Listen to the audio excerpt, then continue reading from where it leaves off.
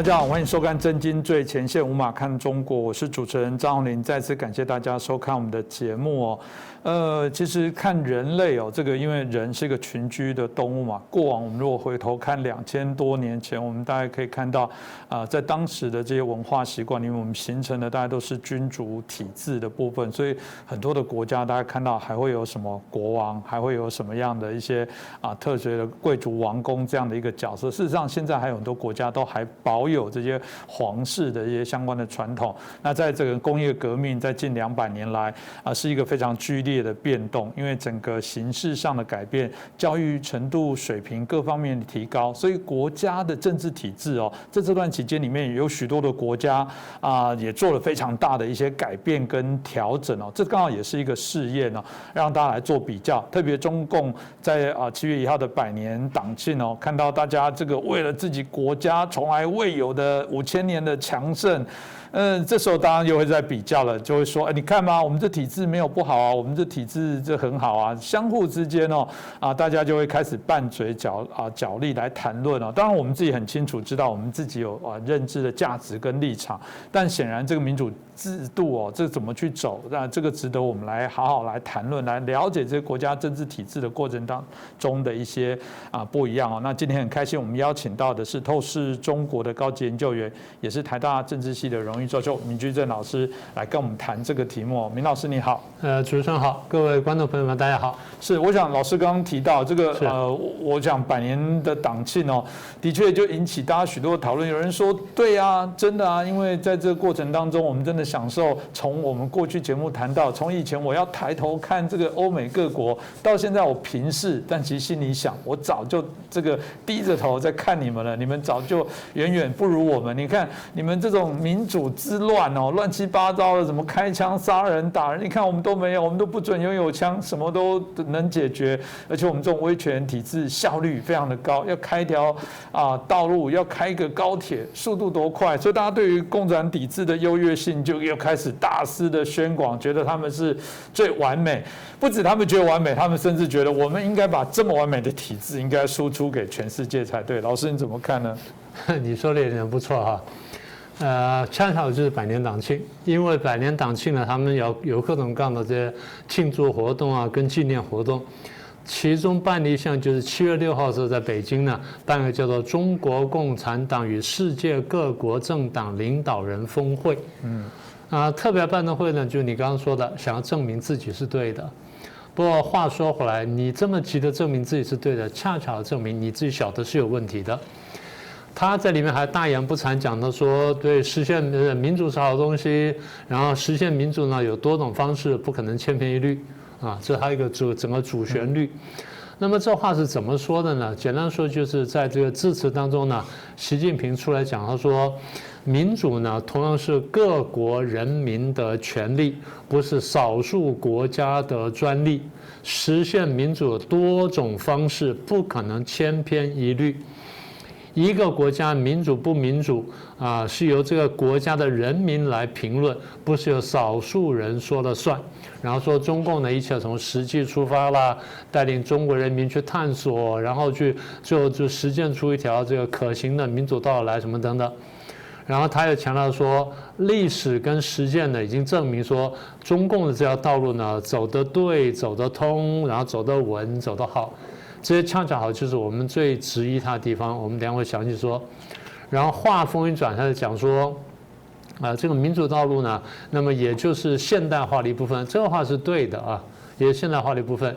简单说句，你刚刚前面讲的工业革命，我们所说的现代化就是工业革命带来对科技、对经济、对社会乃至对政治的这种全面冲击的变化，我们叫做现代化的这个过程。那么大家这200年来呢，就像你开头说了，这200年来呢，也就是在应对这场挑战。习近平说，现代化道路没有固定模式，这是没有错的。适应自己才是最好的，不能削足适履。然后每个国家自主去探索、追求现代化的这个本国国情的这个道路呢，那这个努力呢，应该值得尊重，这是没有错。但是我们还必须指出来。这些话你光看字面都是没有错的。我们常讲，我们说中共讲话讲得很漂亮，但问题是呢，他强调说民主不止一种，是我们也同意。但是有些东西是民主，有些不是民主，不是说你说我是民主，我就是民主；你说我不是民主，我就不是民主。是不是民主呢？一方面是由各国老百姓说了算，就像习近平所说的；二方面呢，它有一个国际可以公开评论的标准嘛。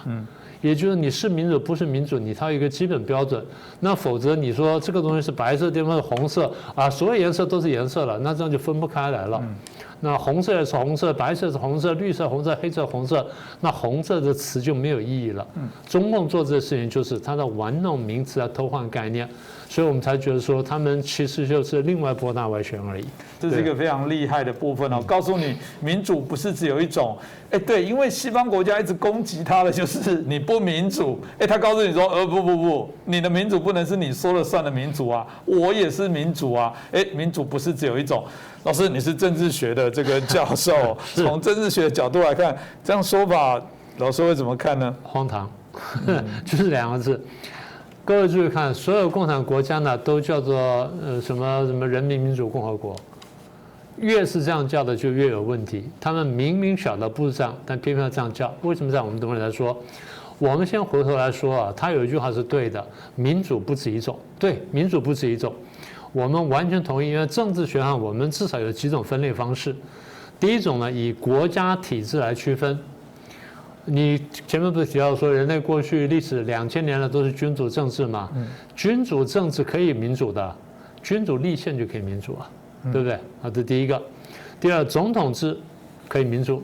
第三，内阁制可以民主。第四呢，半总统制可以民主。所以国家政体来分，我们可以分成这几类，都可以是民主政治的。所以在这意义上面，民主不止一种，这第一种分法。第二种分法呢，过去我们也讲过，以政党数目来分，多党可以是民主的，2党竞争可以是民主的，1党也可以是民主的。为什么呢？只要竞争的机会是容许的，而且是公平的。就像我上次举过例子嘛，你洪林兄从小到大都是学霸，公平不公平？可能公平。为什么？因为老师打分公平，然后你的确特别努力，你又特别聪明，天资聪颖，所以你每次都考第1名。虽然你连续考了17、18年第1名，还是公平的，这是1党制。那么如果有个人很厉害，跟你互相竞争，那就变2党制了。所以如果一个党一直很优秀，别的党都敢没他，1党还是可以民主的，只要公平竞争是容许的，而且存在的。那不管竞争结果是什么，所以政党数目来分。第3种是用选举办法来分。你可以有直接选举，它是民主的；用间接选举也可以是民主的。我们过去也讲过嘛，台湾在这个县以上呢都是间接选举，然后县以下乡镇的什么是直接选举。所以直接选举跟间接选举都可以是民主的。那么也就是说，我们用这3个角度来分呢，习近平那句话是对的，就民主不止一种。但是我们再说一次，我们虽然说民主不止一种，但他说的那个恰巧真的是不民主的。这个实在是，所以我说这还蛮厉害的。这个他会用话术，这个用广告人来讲，这是非常厉害的行销。大家在骂他们民主，他反过来说没有，我们没有不民主，我们只是不同的民主。对。然后突然这个，我觉得很多小粉红自己补脑说，对啊，你看我很自由，你们无聊，我现在可以上网看。你看我刚刚来到电影院看电影回来，我们超自由。我们很民主，对，果然西方国家又用西方国家自己的定义，好吧，我们就很主观的用西方国家的定义。老师，从你政治学上来讲，民主政治到底是什么？应该这样说吧，当然民主有很多种指标哈，但是我们就讲几个比较简单的。一个是我过去跟大家讲，我们不是讲那政党吗？我们说那个有一个很有名叫 Sartori 教授呢写了本书，他谈的是政党跟政党体系。他对于民主界定他界定是竞争型民主，或者选举民主。什么叫选举民主呢？我们过去讲过，我们再说一次。一个国家重要的行政跟立法职位都是选举产生，那不管是直接选举、间接选举。第二，在选举当中，小党的候选人可以无所畏惧地反对大党候选人，也就不怕秋后算账。那不管选举结果是什么，都是民主的，叫竞争型民主，或者叫竞争型选举民主。这是第一种指标。第二种指标比较繁复，但也是大家比较常用的。一位耶鲁大学教授呢，叫做 Robert Dahl， 我们中文一般翻译叫做道尔教授 Robert Dahl。道尔教授呢，他过去对于民主政治呢做过多年的研究。那么在大概将近半个世纪前呢，他写了一本书，叫做《多元政体》。他不把它称为民主政治，他称为多元政体。多元政体顾名思义就是它不是一元的，多元的。他说：“我用这个词来取代民主政治呢，因为民主政治已经被大家扭曲了，这50年前了，已经被大家扭曲了。”他正本清源告诉他说：“其实呢，民主政治核心呢，一个是多元，然后一个是竞争，一个是包容。其实3个是一件事情：多元、竞争、包容。”这3者只要有一个存在，另外2个都可以存在，就推到底的话，他说一个社会呢要达到这3个目标呢，必须有一些制度上的安排。然后这制度安排是我们是可以具体观察的，他就列出了8个指标。哪8个指标呢？第一，这个国家的老百姓是不是有集会结社的自由？这既是包容，也是多元，也是竞争。第二，是不是有表达意见的自由？我们叫言论自由。第3，是不是有投票的自由，有投票权？第4，是不是有被选任担任公职的自由？就是说你要当官，你是不是可以被选？你就是只要你不犯法，法律上规定有一定的空间，你不犯法，然后不被褫夺公选，你就可以去选。不管选不选得上，但只要竞选的空间是存在的，竞选的可能性是存在的，那么这自由就有了。这第4点。第5点呢，就是不只是一个人竞争啊，那我想选，洪林想选，大家都来选的时候呢，那每一个政治人物都有公平的权利来竞争支持。就是我可以出来演讲，你可以出来演讲，我可以去游行，你去游行，我可以办集会，你也可以办集会。同样的，你可以做的事情，我也可以做，就是刚讲竞争、包容跟多元嘛。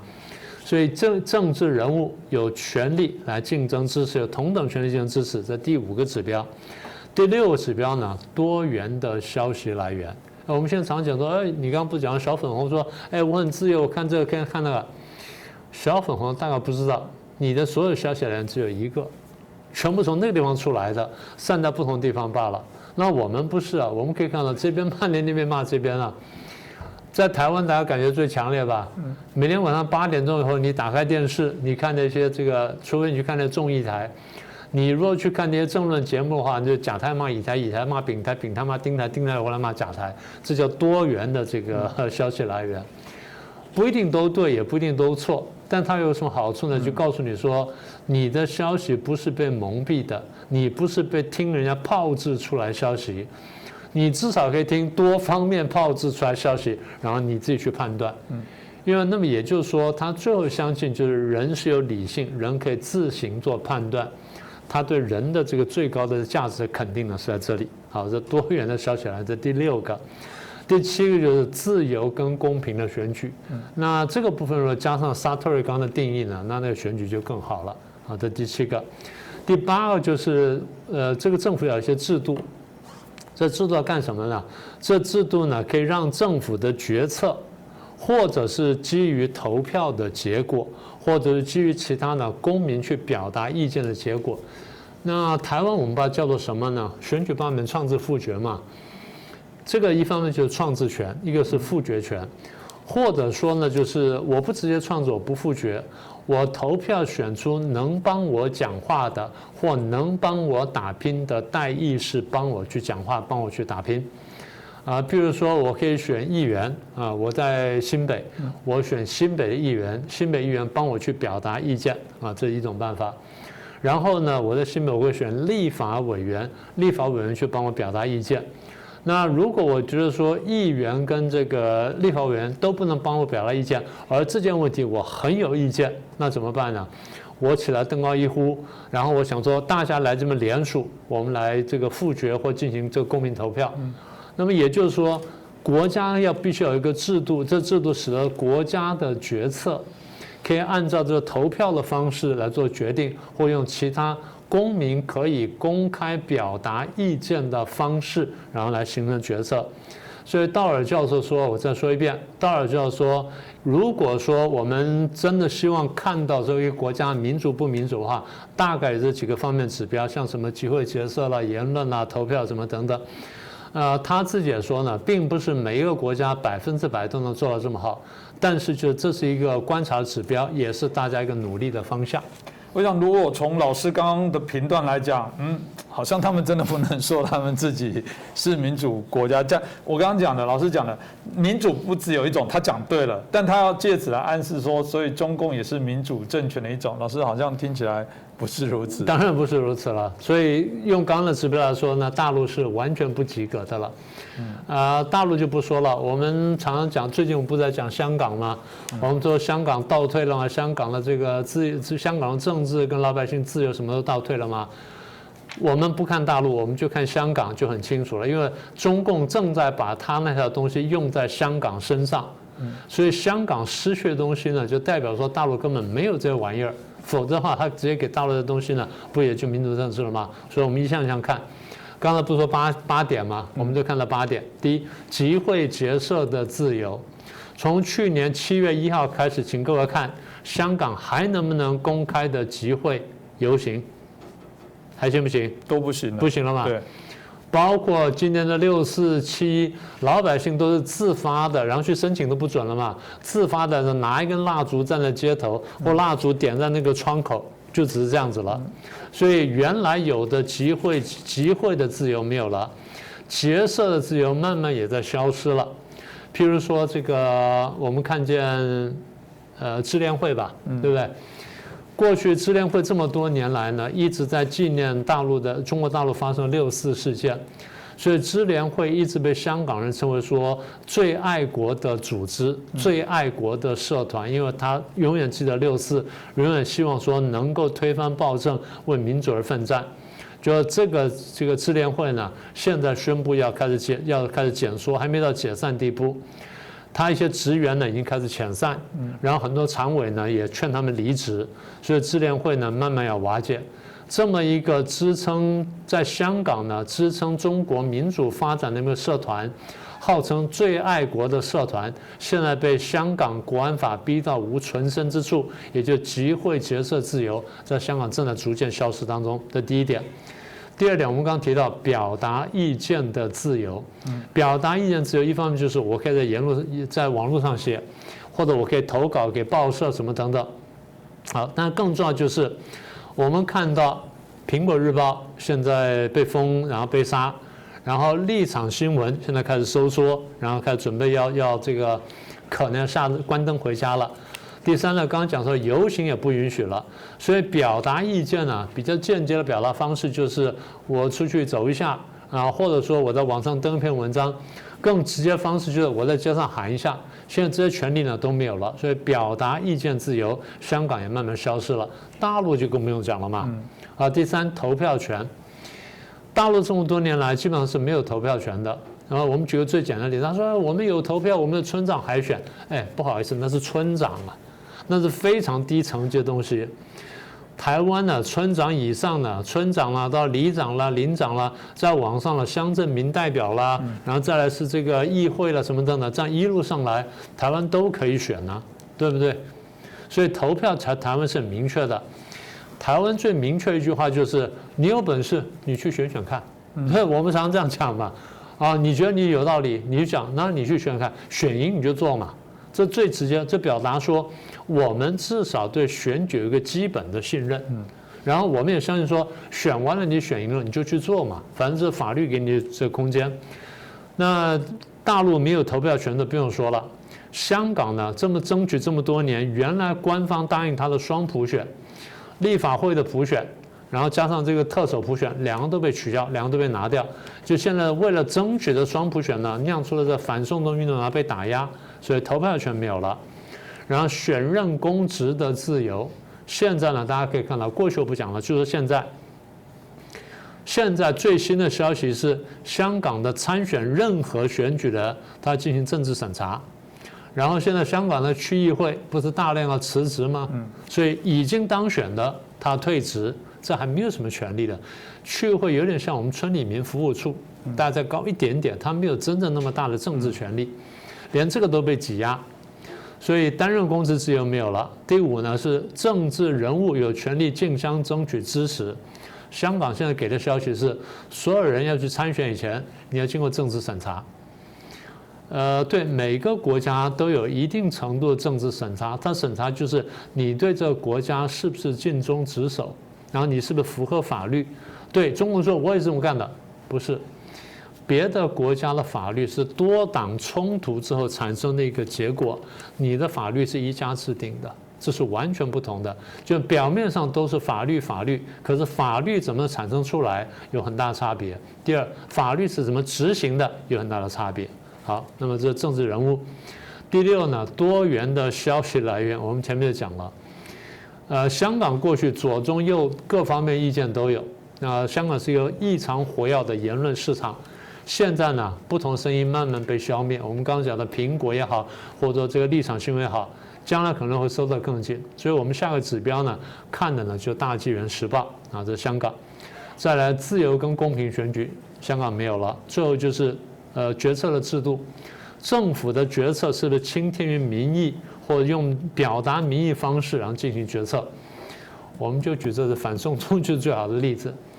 200多万人上街去示威、游行、抗议，你还能通过这东西，然后还能通过比这更严厉的香港版的国家安全法，那你说这个制度算什么东西？所以用这8个标准来说，香港是完全不及格。而香港之所以不及格，是因为中共强压制的结果。所以回头来之后，我们很清楚晓得说，中共的制度是完全不民主，这东西是不证自明的吧？